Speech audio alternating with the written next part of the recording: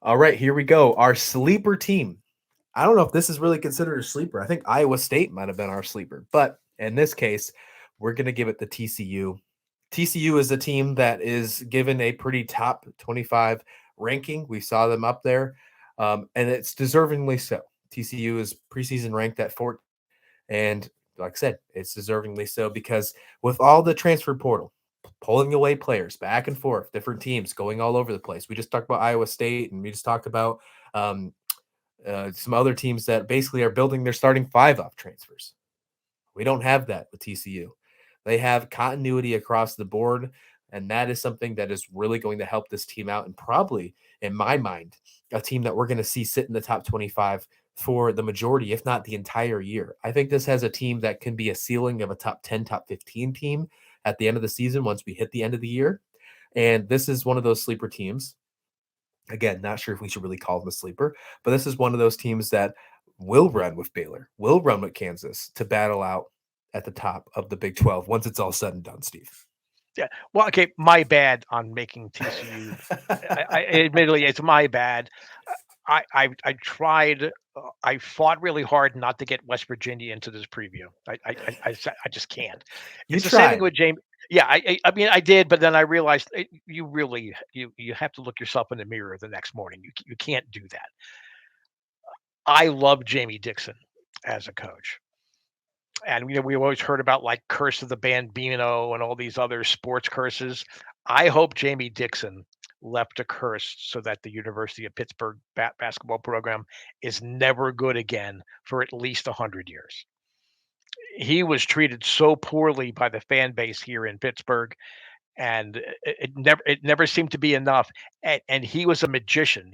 He put together competitive rosters with with leftovers, and you talk about misfit toys and everything. He always took those kind of rosters and put them together, and there was always continuity. His players maybe weren't good enough to be one and dones or leave after the second year, even after their junior year. They stayed for 4 years. They played as a unit. They grew as a unit. So you sort of had like not really a roller, more like a kid's roller coaster with Pitt, and he's doing the same thing at TCU. I think he's had far more success at TCU than he ever had, at Pitt, and that's saying a lot because he had a great career coaching at Pitt. But this TCU team, Mike Miles Jr., he's going to be on an NBA roster. He is. Damian Baugh, complimentary scorer. These guys again, all system guys. I mean, Miles Jr. is special and he's uber talented, but Yeah. he has that partner in Ball. Eddie Lampkin, he might be the best front court player come the end of the year in the Big 12. He could be. He's a big dude. Yeah, He's big. and yeah, and he's fearless, and he doesn't seem to make big man mistakes where he's getting himself into foul trouble a lot. I mean, it's hard when you at that size, especially in a conference like the Big 12. It's a very physical conference, so you could see them. But I mean, I think Lampkin talk about ceilings. Yeah. His ceiling is, I mean, for me, if everything goes right and he gets the most out of his talent, he could be a conference player of the year. That would not surprise me.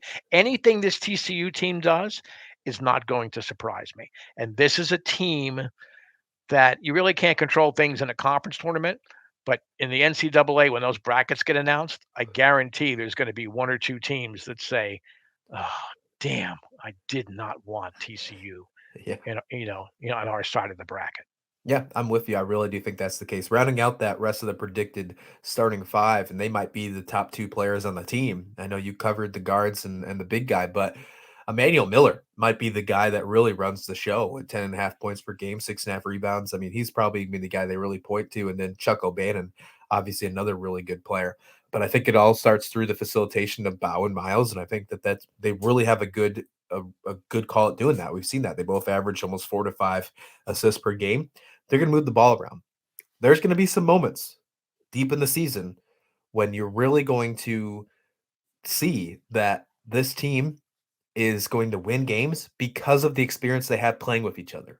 Yes. because of not the transfer issues that they had and other teams have. The continuity, I keep saying it, continuity, continuity, continuity, because we're seeing it right now. TCU is going to be one of those teams that stick with the, I guess now it's called quote unquote old fashioned basketball because we're in this new age of transfer portal. They're going to prove that you're going to want to stick with teams. And I think if we see success from them, you might think some of these players might take a step back and say, hang on a minute, maybe we should stick around. I think we're going to see that with TCU this year. I think we're going to see what UVA and the ACC. I wouldn't be shocked if we see both of those teams do very well in the national championship bracket, not national championship, March Madness. I wouldn't be surprised if we see both those teams go very deep because of that continuity. And TCU really screams that to me. When you look at their schedule to start off 2022, not a crazy November. They do end the month against California at the Emerald Coast Classic, and then Big East Big 12 battle against Providence. That's probably their toughest matchup before they get to conference play, where they start their conference play at the end of the year on New Year's Eve against Texas Tech. That should be a very good one.